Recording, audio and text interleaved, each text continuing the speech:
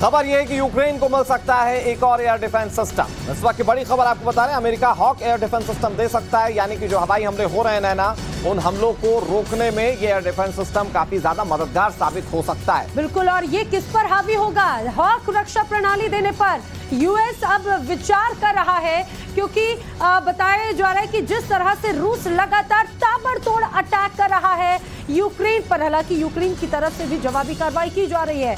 Ukraine को एक और एयर डिफेंस सिस्टम अमेरिका की तरफ से दिया जा सकता है। हॉक एयर डिफेंस सिस्टम से अब यूक्रेन इस जंग में 21 साबित होगा या नहीं, ये आने वाला वक्त बताएगा। हॉक एयर डिफेंस सिस्टम दरअसल अमेरिकी तकनीक से बना हुआ एक अत्याधुनिक एयर डिफेंस सिस्टम है, जो कि हवा से हो रहे हमलों को रोकने में सक्षम है। जैसा कि अब तक पूरे जंग में देखने को मिला कि रूस ने अपने हथियारों से, हवाई हमलों से कैसे यूक्रेन को नुकसान पहुंचाया, अब उन्हें को रोकने के लिए जेलेंस्की के पास हॉक एयर डिफेंस सिस्टम मिल सकता है। इसे लेकर वो अलग अलग देशों से मदद की गुहार लगाते रहे। इससे पहले आपको याद होगा जर्मनी की ओर से भी मदद भेजी गई थी। उसके अलावा उन्होंने ईरान से भी इस तरह की मदद की उम्मीद की थी, इजराइल से मदद की उम्मीद की थी, लेकिन अब US hawk air defence system हो सकता है कि जल्द ही यूक्रेन को दे दे। और इससे होगा ये कि अब तक जो हवाई हमले हो रहे थे, वो हवाई हमले यूक्रेन रोकने में कामयाब हो पाएगा।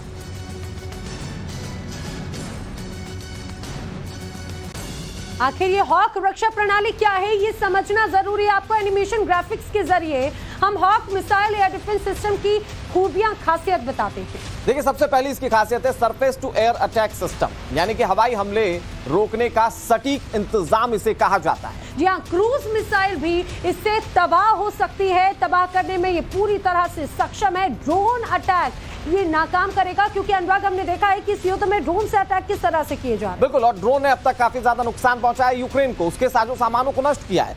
दुश्मन के हथियार पर सटीक निशाना लगाने में ये सक्षम होता है air defence system. Stringer missile का एडवांस वर्जन इसे कहा जाता है, जहां स्टिंगर और पैट्रियट के बीच का सिस्टम इसे माना जाता है। जी हाँ, मार करने की क्षमता इसकी 45 से 50 किलोमीटर की है, आप समझिए, यानी कि ये बहुत दूर तक अटैक कर सकता है और 65,000 फीट की ऊंचाई पर भी ये अटैक कर सकता है। सर्विस टू एयर पर इसको ये मार करने में पूरी तरह से सक्षम है, काफी घातक माना जा रहा है। और ये कहा जा सकता है कि अब ऐसे में यूक्रेन और भी ज्यादा ताकतवर होगा अगर अमेरिका की तरफ से यह हॉक मिसाइल सिस्टम उसे दिया जाता है। और एक और बड़ी खबर आपको बता दें, डोनबास में रूस ने अटैक तेज कर दिए हैं। यूक्रेन पर रूसी नॉर्दर्न फ्लीट का निशाना। एयर सपोर्ट से यूक्रेन बंकरों पर बमबारी रूस की ओर से की गई है। यह भारी बमबारी की जानकारी है और इसमें यूक्रेन को बहुत नुकसान हुआ है। यूक्रेन पर रूसी नॉर्दर्न फ्लीट किस तरह से निशाना साध रही है, उसकी तबाही की तस्वीरें सामने हैं आपके। रूसी टैंक से बमबारी की जा रही है, रूसी हेलीकॉप्टर से अटैक किया जा रहा है। रूसी यूक्रेनी सेना के जो बंकर हैं, देखिए वो किस तरह से तबाह कर दिए गए हैं। अनुराग, ये दर्शाता है कि चाहे धरती हो या आसमान, हर लिहाज से रूस अटैक कर रहा है यूक्रेन पर, और यूक्रेन की तरफ से भी जवाबी कार्रवाई हालांकि दी जा रही है। बिल्कुल, और इसके लिए अत्याधुनिक सामानों का इस्तेमाल किया जा रहा है। अब बड़े बड़े हथियारों का इस्तेमाल किया जा रहा है, और यही वजह है कि नुकसान अब तक यूक्रेन में काफी ज्यादा हो चुका है। लेकिन बड़ी बात यह है कि जिस तरीके से हमले रूस यूक्रेन पर कर रहा है, रूस पर यूक्रेन भी जबरदस्त पलटवार कर रहा है। यहाँ रूसी सेना के जो हथियारों की गाड़ी थी, उस पर यूक्रेन की तरफ से निशाना साधा गया, यानी कि रूस जब निशाना साधते हुए टारगेट सेट करता है यूक्रेन पर, यूक्रेन भी पूरी तरह से तैयारी में है। रूसी सेना के हथियारों की गाड़ी पर ही निशाना साधा, यानी कि ताकत को तोड़ने की कोशिश यूक्रेन की तरफ से की गई। सेना के ट्रक को पूरी तरह से तबाह कर दिया, उसका ये वीडियो। तो इसे टैक्टिकल वॉर कहा जा सकता है। कहा जाता है दुश्मन के ताकत पर सबसे पहले हमला कीजिए ताकि वो कमजोर हो जाए, और कुछ यही करता हुआ नजर आ रहा है यूक्रेन। रूस के हथियारों से भरे ट्रक को उसने निशाना बनाया, यूक्रेन ने ट्रक को तबाह कर दिया है, यानी कि इससे नुकसान काफी ज्यादा हुआ है। इस बात की आशंका जाहिर की जा रही है। लेकिन अब तक इस जंग में कहा तो रूस को यूक्रेन के आगे कहीं बड़ा माना जा रहा था, लेकिन अब तक यूक्रेन इस वॉर में खड़ा है। और इसकी एक बड़ी वजह है कि इस तरह से हमले यूक्रेन की ओर से समय समय पर किए जाते हैं।